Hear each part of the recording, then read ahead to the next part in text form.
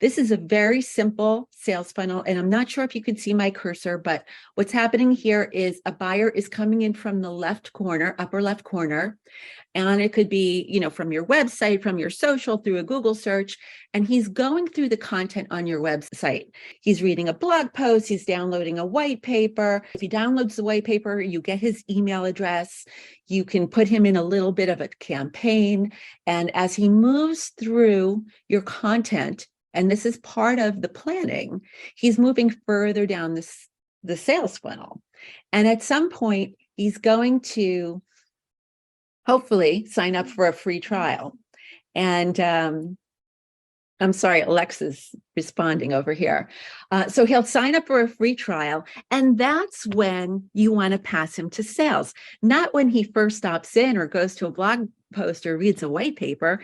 It's down here that sales can take over and close the sale. All right, so this is a very simple example. Here's a more complicated example. This is a funnel on its side. Visitors are coming in over here. You have a visitor, a prospect, active user, a customer, an active customer, a loyal customer, and they come into your funnel. A lot goes on in here that's not reflected.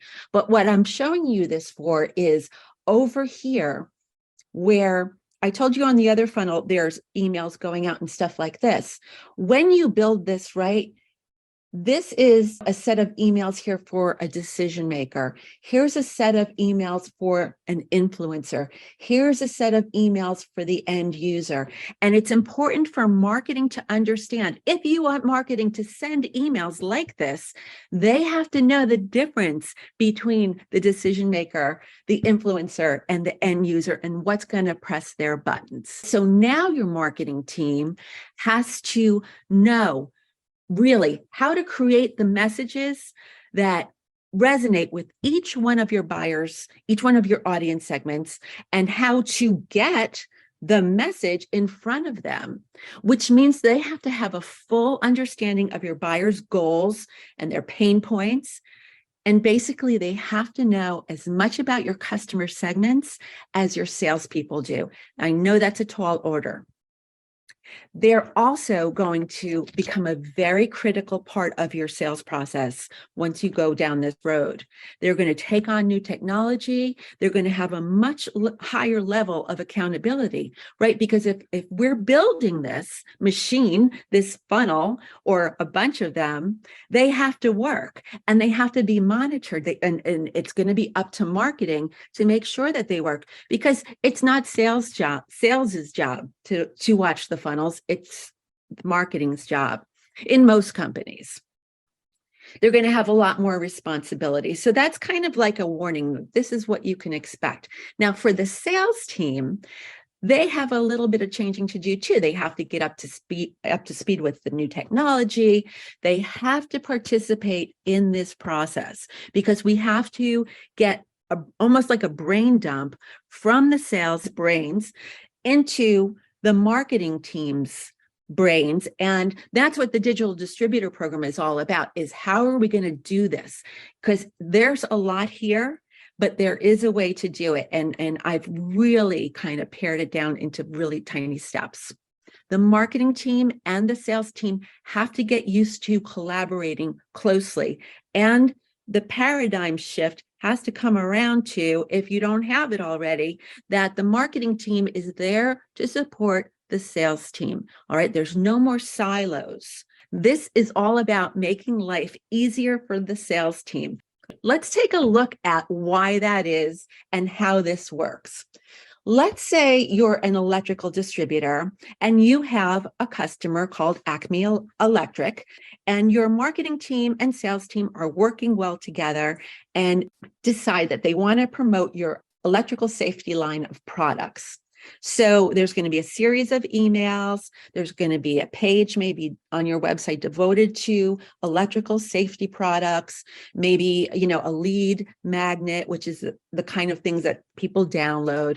The campaign starts, or it's running. Joe's in that campaign. Maybe you have like 300, 400 commercial contractors that fit into this category that you're targeting. Joe's one of them. So you send out the email, Joe gets the email. Joe opens the email and the subject line is how to mitigate risk on the job. Do we know that Joe's interested in mitigating risk on the job? Not really, not yet. But, and this is why we do this, there's a link in the email that takes Joe to your website to read the article entitled How to Mitigate Risk on the Job. Joe reads the article, and at the end, like most articles, it says, click here to learn more.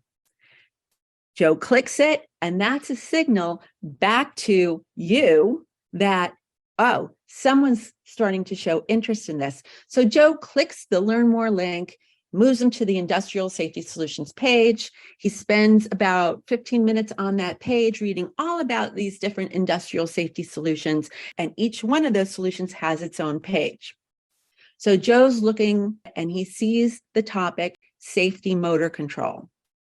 Now, if you're an electrical distributor, you know that that is a very, or it could be, a very high-priced item. As a salesperson, you want to know who's looking at that page because you want to sell him some of that equipment. If you were a salesperson, would you pick up the phone and call Joe?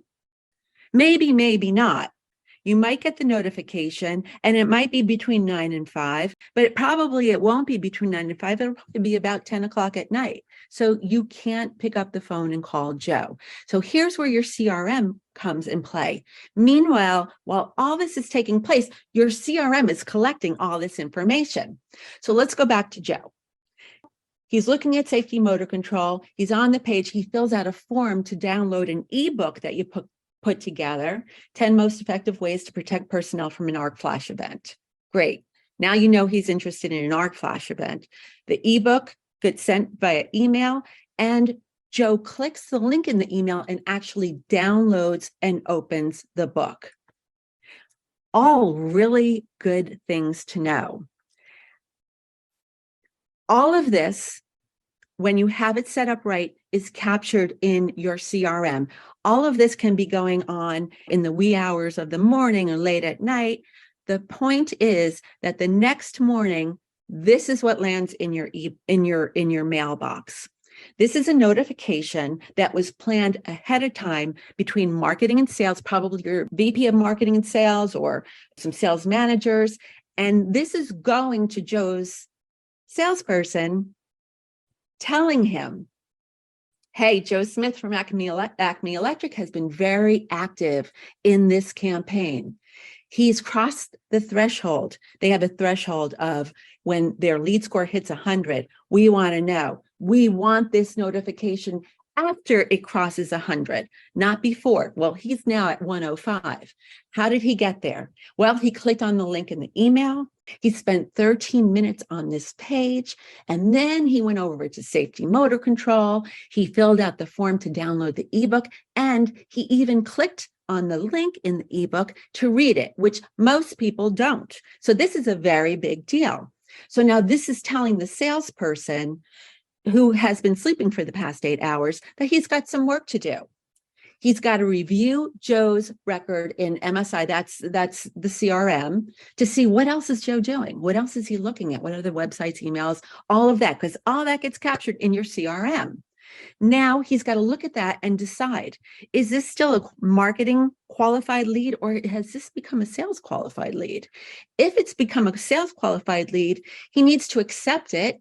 And per their agreement, company standard, he's got to follow up within 72 hours. Here's all his details. We're going to just pause right here and think about this. Was it clear how that lead was delivered to the salesperson while he was sleeping? If Joe is a buyer for a smart motor controller, would this be considered a valuable lead?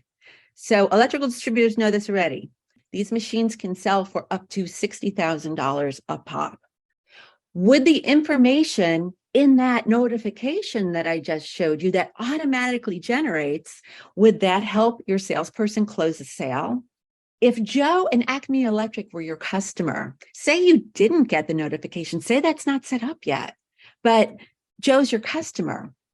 Would you want to know that he's looking at that equipment and that he may be in the market to buy it? Because if he is, and he's looking at it on your site and he's not finding what he wants, he's going to find it somewhere else. So you definitely want to know that Joe's in the market for that so you can, call him. And then the fifth one is, I want you to think about this for a while. And how else would you ever get a customer to this stage in the buyer's journey so quickly? This is a good way, a very good way to capture new customers, because even though Joe is on the targeted list, someone else could wander onto your website and want information about safety motor controls and hit that. Plus you're doing social media, maybe he's your social media post, and he comes in and he downloads the ebook. You have his contact information. You can ask for however much information you want. If you want his phone number, ask him for it. Don't put it on him to call you. You want to call him. So this is a great way to capture new leads. It's a great way to collect info that's going to lead to a greater customer spend, like Joe. He's going to spend another $50,000, $60,000. You can discover new, more profitable offerings if you know that the page is getting a lot of attention and your marketing automation will tell you this, then you're going to promote it even more and also increase customer retention, like Joe. Now, is this a lot of work? Yes. There's email, an article, a web page, 2 web pages actually, a form on one of the pages where there's an ebook that needs to be written. The content on those pages need to be written. The emails need to be written. And you have to have an email to deliver the book. And you have to make sure all of that works. Is it a lot of work? Yes. How much work is a lot of work? I will tell you, to build this, what I just laid out for you, in man hours would probably cost you between $5,000 and $10,000. So is that a lot of work? Yes, but once you build it, it's built and it's not going anywhere. And then you can take it and copy it and plug a different product line in there. And I promise you that funnel will cost you about $1,000 to build. And now Joe came in, he spent $60,000. You invested $10,000 in man hours. They built something really, really valuable, and it's a pretty good return on your investment. Hey, it's Susan Merlo. If you like that video and want to learn more, call or text me. I'd love to hear about your business and show you how this would work for your sales team.